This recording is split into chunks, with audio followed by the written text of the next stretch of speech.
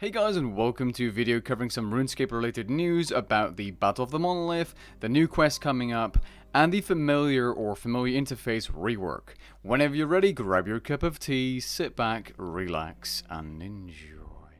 Alright, before I get into the news, let's quickly go over the Battle of the Monolith event from this week. If you want to AFK the event, put Hellware at the far south barricade by himself, put Nex and Therisk in the middle of the two northern barricades, and put Zilyana in front of the most northern barricade by herself.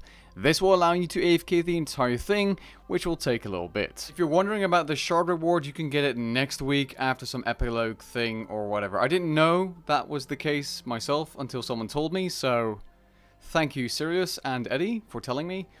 Not sure why this was stretched out another week, but it is.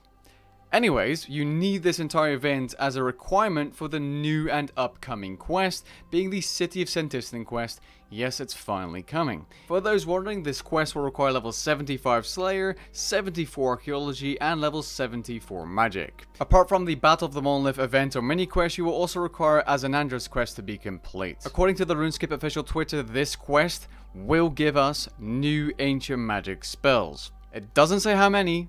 It doesn't say if they're for combat or skilling. I'm assuming they're going to be for both. Supposed details about the quest and rewards will be shared on the live stream this Wednesday at 1600 game time. For those unaware, this quest was initially announced to release just before the Elder Godrush dungeon back on RuneFest 2019's roadmap. Makes you think. Now, regarding the title and thumbnail of this video, the Familiars got a little quality of life overhaul / graphical rework for the interface. This is actually a really nice ninja strike, and I'm happy that this is in the game because it actually does add a nice bit of quality of life. First of all pouches and scrolls now have tooltips which give you information about the scroll or familiar without having to look it up on the wiki. This is really good. All familiar timers have been standardized around increments of 60 minutes, so 16, 32, 48, and so on. You can see information about your familiar settings by clicking on the eye icon, and the actual interface itself of the familiar settings has been modernized. You can dismiss familiars immediately by right-clicking the dismiss icon and choosing dismiss now, instead of having to go through a confirmation screen. Inside your familiar settings, you now have a bunch of new settings, but the most important one is the familiar combat mode. You want to set this to attack same target.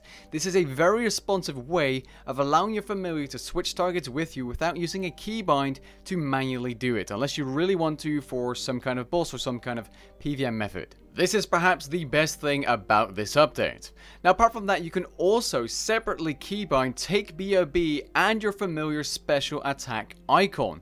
This is incredibly good because you no longer need to switch between grabbing stuff from your pack yak or the special attack with your Ripper Demon. You can just keybind both of them and put both of them in your action bar. So basically what you should do is go to your familiar interaction in the settings, set that to the special move, and then simply when you summon a pack yak, War Tortoise, or Spirit Terrorbird, or even a Bullet Ant, drag the Take BOB option, once you've unlocked your action bar, to your action bar, and use that to grab stuff from your yak when in combat doing PvM.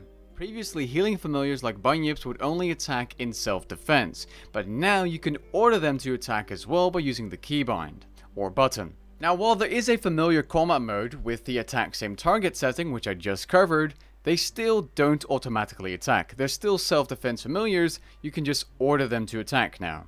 That's the only difference. And the final important thing you should know is that Grimoire pages will be added to the Lost Grove Slayer creature drop tables by the end of this month. That is, if everything goes to plan. There were a couple of other things mentioned in this news post, including cube maps, something related to reflections and graphics, and of course the release of RuneScape 3 Mobile, or RuneScape Mobile, happening this Thursday on the 17th. And that's it for today. I'll be sure to cover the new quest if enough information is shared on that livestream Wednesday.